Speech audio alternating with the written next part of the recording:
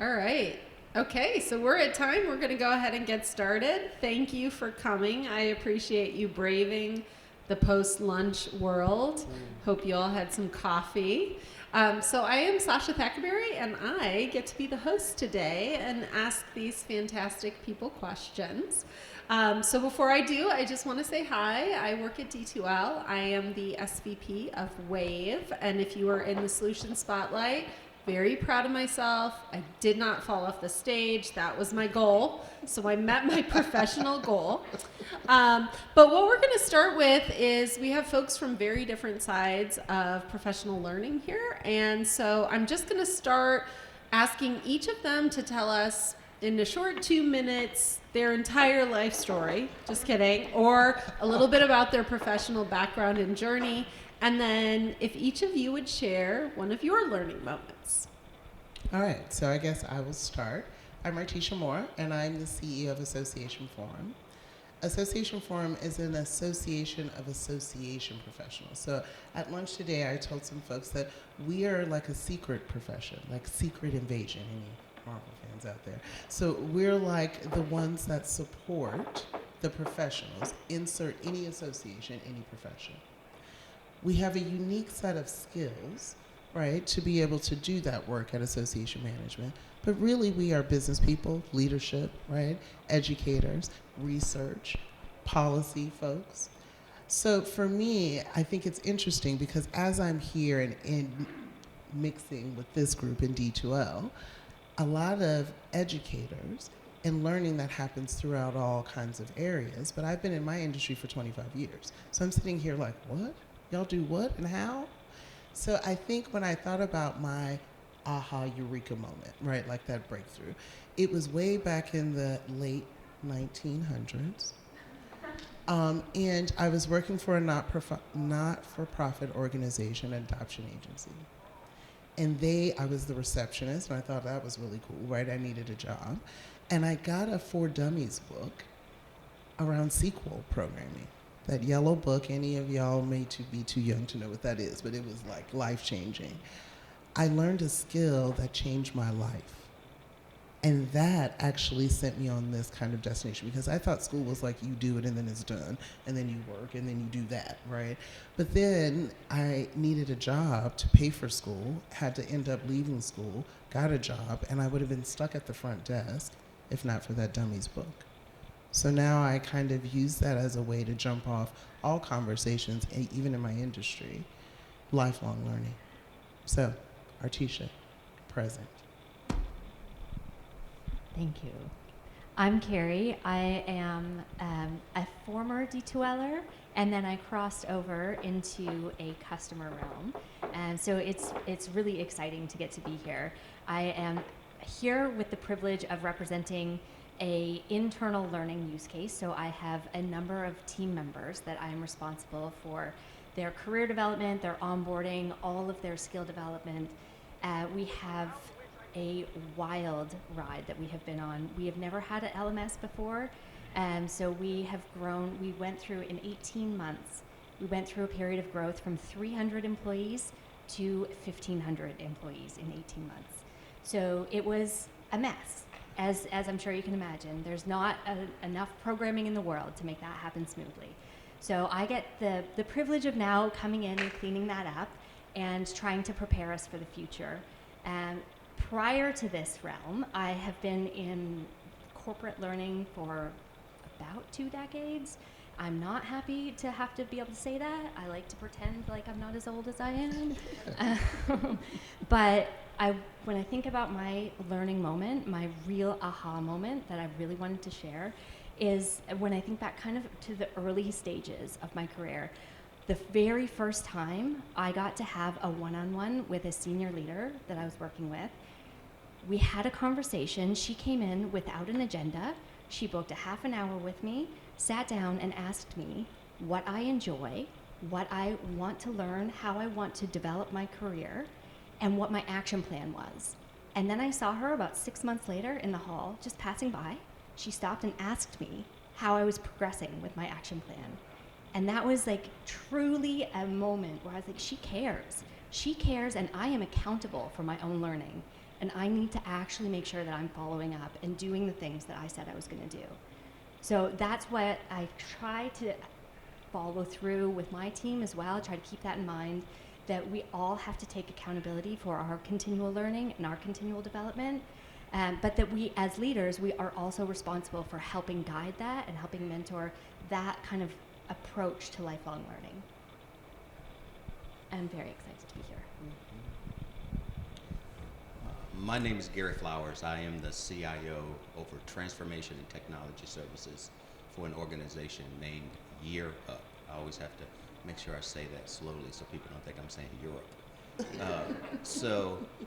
What we do is help young adults 18 to 26 start their career. And so we train them, and then we actually partner them with corporate work-based experience programs that hopefully in about 80% of the time they either continue their education or they get into a meaningful career, a job that leads them into a meaningful career.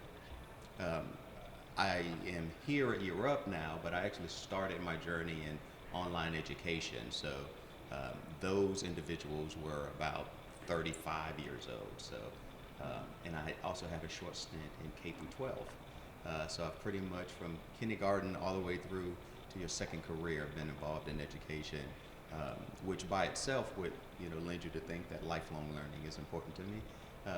But my kind of aha moment, if you will, was actually when the first time I became a CIO. I got to that position faster than I thought. But what I realized when I got there is that I didn't have all of the skills to keep me there. And so that is when I determined that this is going to have to be something that me internally, I am going to have to learn skills and keep my skills updated if I was going to continue on this journey to become the CIO of X, Y, and Z organization in the future. And so when I made that shift, I took a step back from the CIO, focused on my skills. When I made it back to become CIO, then I've had the skills to keep my career going at that level ever since. So that was really my aha moment. And I am very excited and okay with being the only man on the stage. That's right. Here. I'm going to hold it down. All right. Well, that was awesome. We met over lunch actually earlier today, and so I know a little bit about each of you, which is exciting for me. So I did want to share my learning moment as well, and then we're going to get into some questions. My learning moment was actually a compilation of a number of conversations when I was considering going back for my PhD, which was sort of a big decision, right? It takes years and years, costs tens of thousands of dollars. It's a commitment your whole family makes when you do it. And I had a 9-month-old daughter. And I remember thinking this is a bad time. I should not do this now. This is a bad time. And as I talked to people, more and more people were like, you have to do this before the kids have soccer. And all 4 of these people I talked to, 4 in a row, over the course of maybe 2 weeks, all of them said, you've got to do it before the kids have soccer games. And to me, that was, well, first of all, keep your kids out of soccer, right? That was the first learning moment. But the second learning moment was I should consider doing it when my daughter was 9 months old. I had my son when I was in my second year of coursework. And so they said, do it now. Basically, take the pain now rather than the pain later. And it's funny when sometimes you have those moments where you hear sort of the same thing, but you don't really listen a few times. And then it kind of comes around and you're like, okay, I get it. I'm going to do it. So yes, tens of thousands.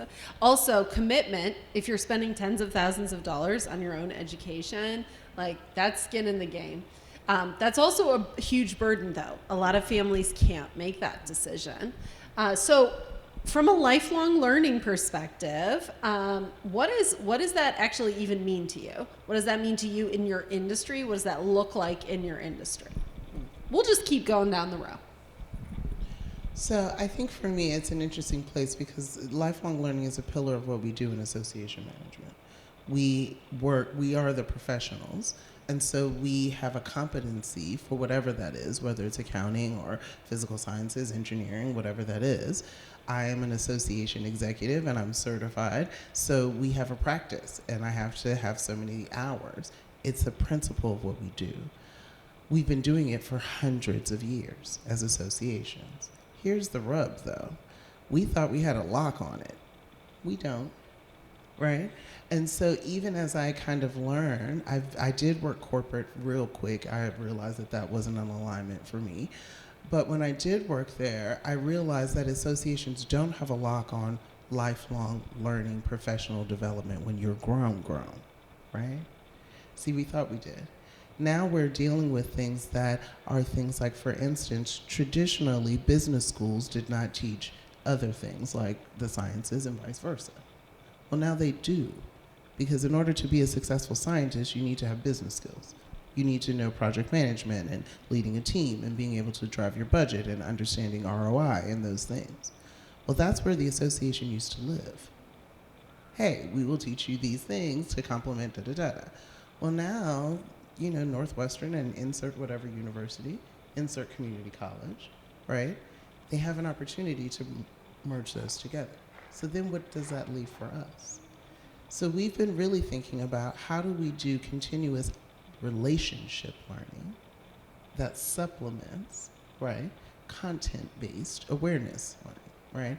So I think that as we move and morph, every part of lifelong learning is just really this personal curiosity about what it is, and then insert life, insert career, insert passion, right? To be able to learn more about it. So I think right now we're in this beautiful, I said earlier this week at another talk, we're in the twilight zone. Don't be scared, it's wonderful, right? Because anything could happen in the twilight zone. Some of y'all too young to know what I'm talking about, but anything could happen in the twilight zone, but it was also awakening of the mind. And that's where we are in associations right now. It's beautiful, it's scary as all get out, but there's a lot of opportunity. I love that. I love that, like, in the spot that you're in with associations, you actually have an opportunity to follow people through their career and to help support them throughout their career. Where I am with helping my team members, I have a window of time with them. And with the organization that I'm with right now, that window of time happens to be very early in their career, for the most part. So we have people who are brand new to the world of work, brand new to what it means to be a corporate team member. And what we're trying to do for the development of a corporate learning culture that's focused on lifelong learning is to set the expectation that we are kind of rebranding the idea of career development. And we don't want to focus on career development as role progression. We want to focus on career development as constant learning and constant growth and constant development. And that's where career development really ought to be. So we're trying to go through this like rebranding of the idea of career development into a lifelong learning culture within the organization. And because we get them when they're first out of school, and because we get them when they're really excited and eager and curious, we're trying to maintain that energy and set their expectation and set that kind of neural pathway almost that this is the way that it's going to be for the rest of your life. Stay curious, stay eager to learn, stay eager to develop, and continue that on for the rest of your life, because we're only with you until you make a move. So I can't help guide you through your lifelong learning. I can't help be that force that's going to be there with you through the programs that I develop with my teams, but I can help to create that expectation and that behavior in you, that you're going to keep doing that throughout your career. So that's where I want to be able to then pass them over to someone in association land and have them already have that curiosity, so that then you can help guide them through the rest of their career as well. I'm trying to make bridges here. I know it's Kerri's turn, but I just wanted to chime in there too, because you made me think about something just in that curiosity part. It's not about work though. I'm curious because I'm learning new algorithms all the time so that I can trick TikTok, right? So that I can get on the cool TikTok stream or whatever that is. So I think that also if we can make it that it isn't work or this or that, you're doing it all the time. I mean, you're a technologist, so you know from Moore's Law, right? The acceleration of technology has made it so that we all are learning all the time. Yeah, for us at Year Up, this is kind of a dual path. So we are looking to train young adults to start their careers. And so starting there, we want to put things in from a critical thinking standpoint. To your point, we want the way that they think to just come naturally as they're going through their career. But we have to be intentional about the way that we train young adults as we're taking them through that journey. So there's one side from our teaching young adults to get into those meaningful careers. You're not in a meaningful career if you get there and you just stay in one place, right? And the only way that you don't stay in one place is if you develop additional skills, not just the skills that you develop coming through our program. And so that's what we're trying to train them to be lifelong thinkers and learners, right? Actually thinkers and learners, right? And then for our internal people, it's interesting that the 18 to 26-year-olds, we've been doing this for 21 years, not quite hundreds of years, but we're going to make it towards that. But we've been doing this for 21 years, but the 18 to 26-year-olds, back 20 years ago, are not the 18 to 26-year-olds now. And so for our even internal people, we have to be lifelong learners because we have to be able to adjust the curriculum and how we're approaching and interacting with the young adults to make sure that, AI is going to allow us to do things now that 20 years ago it didn't, but critical thinking is still a thing, right? And so some of the basic skills, we have to be lifelong learners internally to make sure that we're keeping the pace so that we remain effective. And we have 40,000 alumni, so hopefully we're doing a good job. We want to continue that in the future. So I have, I'm going off script here, y'all. When is the last time anyone in this room took a course, any sort of course? Yeah. Like, taking it now. All right, ding, ding, ding, you win. How about in the last 3 months? Has anyone taken a course in the last 3 months? Okay, what about the last year? Anyone taken a course? Like everybody, right? Like everyone. That is very different than like when I got my master's degree. I was like, whew, I'm done. I'm there. I'll never have to do that again. And that was just, really just the beginning. But I think if you had asked some other, generations, that was not the expectation that you would be constantly taking a course. You would be constantly, now learning isn't new, right? Like learning has always been going on, but I think it goes to the pace of change, right? That you have to do that intentionally. And that is sort of a segue to our next question, which is when you're doing that like intentionally for your own career, like that's one set of motivation. So that's like intrinsically motivated. You have a goal, you know what you're doing. How do you bring that forth in others? So when you are working with your teams to develop either specific skills or to develop just that, you're speaking of the curiosity, like how do you encourage them to create that action plan to really like own their own development?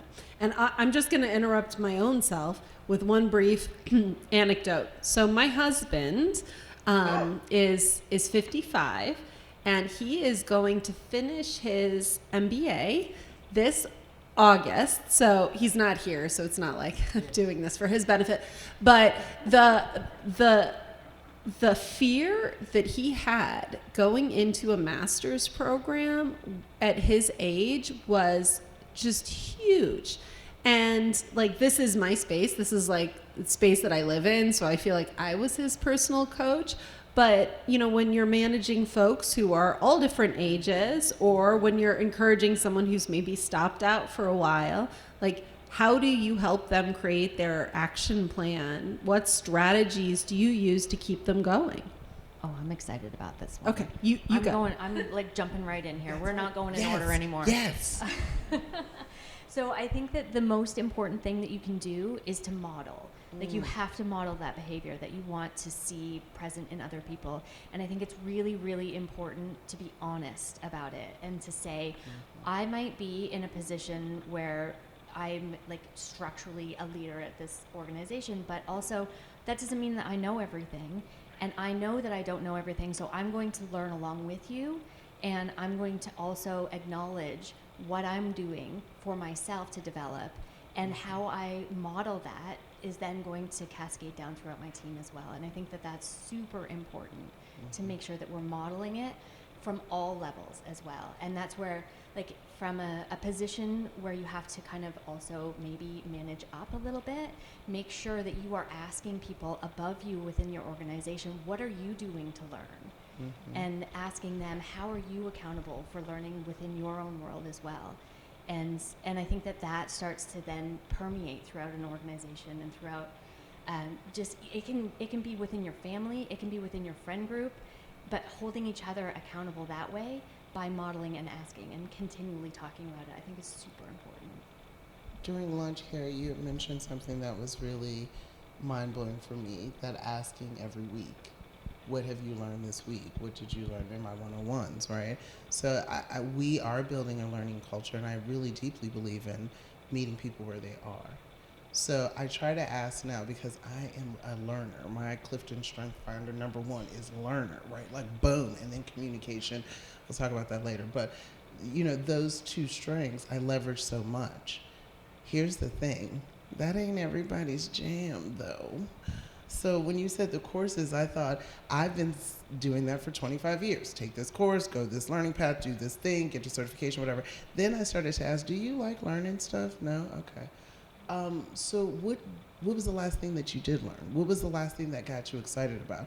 Here's what I did find. Learning happens everywhere. On the I'm sorry, I live in Chicago. On the, what do y'all call it here? The train, the metro, I don't know what it's called, but it happens everywhere. It happens in micro segments. Right now it's happening YouTube, Alexa. Ask Alexa any daggone thing. Honey, they got a TED Talk right now that could change your life in 15 minutes and get you learning some things. So I'm just saying, as we look at it, I try to now, I'm gonna start asking that question because I learned that at lunch, but I also try to ask, what do you like? Do you like books? I like audio books. I like this. Do you like music? Because Beyonce can teach you some things, right? Where does it? And then meet them there. And then what I see is that, right, that excitement. So I stop sending them to courses unless that's their jam. Yeah, and I think to piggyback that, as we take a look at as leaders, we need to understand the ultimate goals of individuals. And some individuals don't know their ultimate goal, but they may know what their next goal is. And then what I always do is, to your point, I don't jump to, well, what course should you get, or do you need an MBA or this? I bring it back to skills. What skills do you believe that you're going to need to acquire to get to that? And some of it may be academic, some of it may be wraparound skills, some of it may be practice, right? And so focusing on what those skills are, and then putting a path together to say, to your point, you know, there may be multiple ways to acquire those skills, and if there are multiple ways, which is the one that fits you the best? And so having those conversations, and then following up, right? In those one-on-ones, in those quarterly reviews, in those things to say, how are we progressing on those?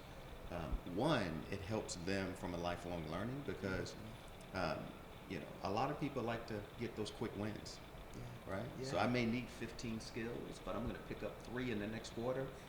That's good. That makes me feel good. I'm making progress, but I'm also moving towards the ultimate goal. And then as a manager, right? And we all know this. People leave companies because they don't like the managers, or they don't like the managers. Say it again. Say it to the people in the back. So that is the attributes of a good manager. Yeah. Is to be doing those things, right? And again, we're focused on skills. So skills development is huge, and you just have to keep it. And not everyone's the same, right? You know, depending on how many direct reports you have. You know, say you have 8 direct reports, you could have 8 different plans, because those are 8 different individuals that want to go to 8 different places, and you know, hopefully you don't have more than 8 direct reports, but because exactly. It gets a little wily after that. But the premise behind that is, again, goes back to what we're talking about, is skill development, right? You have to always come back to that, because that's the thing that is going to stay with you over time. So I have another audience participation question. Jackie, forgive me for asking these questions. How many people do a DIY project on their house ever? Like, have you ever done a DIY project? Okay. If it was something that you didn't already know how to do, who looked something up either on YouTube or TikTok? Did anybody look it up? Yeah. Yeah, I now feel confident that I can wire an actual like lighting fixture or a fan without electrocuting myself. So when we talk about high stakes skill development, I think there are some like critical things we can learn about that just in time learning. So I'm going to ask a question that was not prepared. What is an example of something you have had to learn on the fly? Like something that you were like, you walked out of a meeting and you were like, oh no, oh dear, I need to figure this out. Well, not on the fly, because I'm editing, but it was important, and it was about my hair. So, during the pandemic, I'm a black woman with dreadlocks. During the pandemic, I wasn't going to no shop. There was no shops. This is a whole situation. This was every 3 weeks, a part of a community, hours there, lunch, everything at the Caribbean shop for 20 years. Then it started to grow out and I didn't know what to do. And then it was looking terrible and I didn't know what to do because I'm a senior vice president, I'm in charge of stuff. On Zoom, I need to feel a certain way. And so one of my junior staff said, well, you know you can learn how to do it on YouTube. I'm sorry, what? So my hair is in a traditional way. It's actually a crochet. So I had to learn how to crochet my own hair, and I learned how to do it on YouTube, and I bought the things from Amazon, and my junior staff is the one who told me, and 3 years later, I've saved hundreds of thousands of dollars doing my own hair. So it was a just-in-time kind of thing, and I was scared, but I didn't have a choice because I didn't want to put my hairdresser that I loved in danger, and I was scared to death, and now look at me. So I learned it. That is super high stakes. I love that. So, my hair has always been like Okay, this. 'cause it's fly. It's so fly. I'm gonna have to move for the hair. But one thing I would tell you as an example, I came into a new company, and as the CIO, I'm in charge of all technology implementations. And so I come into a company, and they're telling me that they're going to go live with a new accounting system in 6 weeks. They've been working on it for a year, and they have spent over $1 million. And Gary, we just want you to drag it across the finish line. And I had to, within 24 hours, figure out how to tell them, absolutely not. Like, that would be the biggest mistake. And so one of the things that I had to learn very quickly in that moment was collaboration, because I had never done that, been in that situation. So I had to get on the phone, I had to talk to fellow CIOs, and I was up in conversations till like 2, 3 o'clock in the morning, one just getting the nerve up to walk in there with, my handkerchief, patting my forehead as I was delivering this message. But again, it was a skill that now, in my team that's here could probably vouch for this. I have no problem telling people no. But it was a skill that I really, to your point, had to learn on the fly because it was the right thing to do. Yes. But I did not maintain, I had to acquire that skill pretty quickly. Because had I not acquired that skill and I shrunk, if you will, in that moment, I would have had to pay that price, because in 6 weeks we would have went live with implementation that I would have spent a year trying to fix. And so, at times it's out of necessity that you have to acquire these skills. And we had a conversation in the executive summit where, collaboration is a big piece. You don't have to have all the answers to the question, but you have to be humble enough to be able to ask people, Yes. how do I acquire that skill? And quite frankly, in my situation, I don't have time to take a course or, I could listen to a TED talk. That would be great. Yeah, but but I need to deliver this message the next day. So what what are the key things. And you need to practice it. Yes. You needed yes. to practice it with your Absolutely. This is so good. Thank you for saying it out loud. Because even in some aspect, I'm a CEO right now, and there are times that I have to do that. So when I call you, Gary, you better help me practice because because I think it's important. Thank you for saying that. So I think that the adaptability, that is the skill. That is the thing that, like, I think that is kind of the underlying theme of all of the things that we're talking about here is like lifelong learning is entirely about becoming adaptable and making sure that you have that built into your life to who you are is just to keep adapting and to keep growing, because we are always being thrown curveballs, and the more adaptable you are, the more curveballs you get. Like, it just, you catch one and then they're just like, okay, she can do this. Here, we're gonna throw them all. And they just keep coming and they keep coming. And so you have to be able to kind of work your way through that.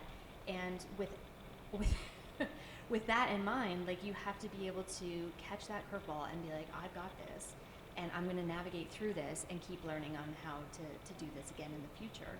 And I think that's like one of the most fundamental things that we can do, and again, that we can model. But I mean, for me, one of the hardest things that I had to learn on the fly was was how to have a really challenging conversation as a first-time manager. The very first time that I had to have a conversation with a team member who was struggling, I was terrified. I was absolutely terrified. I didn't want to hurt him.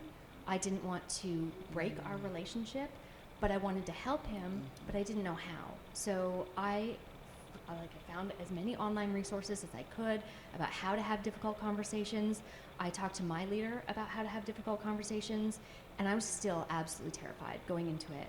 And the only way that I was able to then learn that skill is by doing it and having to get through that. And now I feel a little less terrified every time I have to do it, but I mean, that's a situation that never gets any better. But it is something that you have to do it. You get through it. You survive. You learn. Yeah, it's interesting, and we had a bit of this conversation at lunch today. But once you break down the skills that you need for some of these things, you may realize that the thing that you thought you wanted to do or become isn't it, because that's a skill I'm not interested in acquiring. Yeah, I don't like And that so part. that's another thing about breaking down skills, because, you know, it's interesting. People are change averse, Yeah. right? But the younger generation is not as change averse as, let's say, my generation. You see the gray hairs.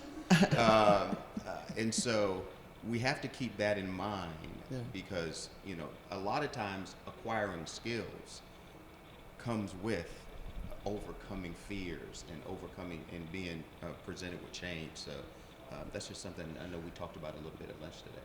So, and one thing, just really quickly there, I will say for us also, we need to tell the truth. It didn't work the first time. It maybe didn't work well the second time, or it worked, but it didn't work perfectly, or it didn't. And what I do find, and I do a lot of panels and moderating, and then I put the gotcha out there. Why didn't it work? Wait, what? That's not what I was here to talk about. If we don't tell them that, they think that they are failures and won't do it again. Instead of understanding that growth happens through the fertilizer of life. I was going to say another word, but we're on the camera. So I'll be mindful that this ain't my event. But we understand that true grit comes from the fertilizer, right? So we didn't learn it. There was many of times that I cried in the bathroom, and I did say the wrong thing.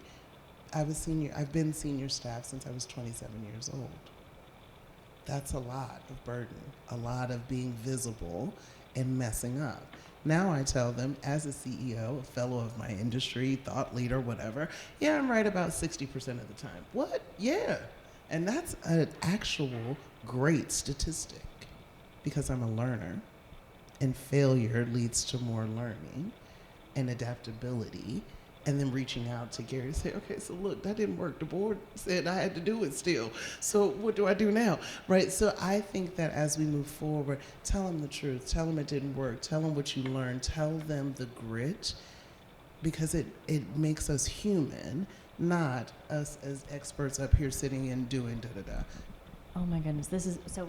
Over lunch, we got really into it, and we were just going for it, and we were talking about the the idea that you need to create a really safe space within your environment for people to try and for people to fail, and try again and fail again in a different way, and try again and fail again in a different way. But every time you learn from that failure, and if it's okay to make those mistakes, and if it's okay to have that experience, then you're going to come out of it better. And that is a really challenging thing in a lot of, specifically within a lot of corporate environments, is that it is scary to fail. And if you don't trust your company, if you don't trust your leadership to allow you that freedom, then you are not going to try, you are not going to develop, you are not going to advance your skills. You're going to stay where it's safe, and that is where you stop. And that's what we got to get away from. All right. This is good. I missed part of like the good stuff at lunch. I had to go do something else. All right. So we only have a couple of minutes left. So I want to thank all of you. And I want you to give me one sentence. I know I'm just going completely off script. If each of you could give me one sentence of your best advice for how you could encourage an individual to learn in their professional career. So if I was talking to Susie, I would say my best recommendation is for you to fail a lot and hustle hard. Yeah, I would say always question things, right? And so, questioning things, not necessarily for questioning's sake, but questioning things to make sure that you get to the core of what you're looking for, whether it's working with someone and trying to help them, whether it's where do I want to be, just making sure that you don't stop at that first layer, and you just continuously question things.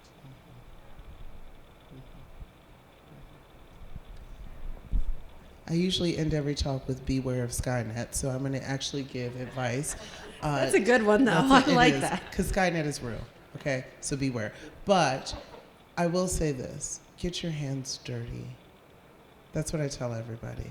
Put your hands all the way in it. Don't tell somebody something that you don't know how to do it. Answer the phone. It freaks my front desk staff out. I started as a receptionist, and once a year I go back and answer the phone. Get your hands dirty and beware of Skynet. One sentence is so hard. I'm super sorry I didn't warn you.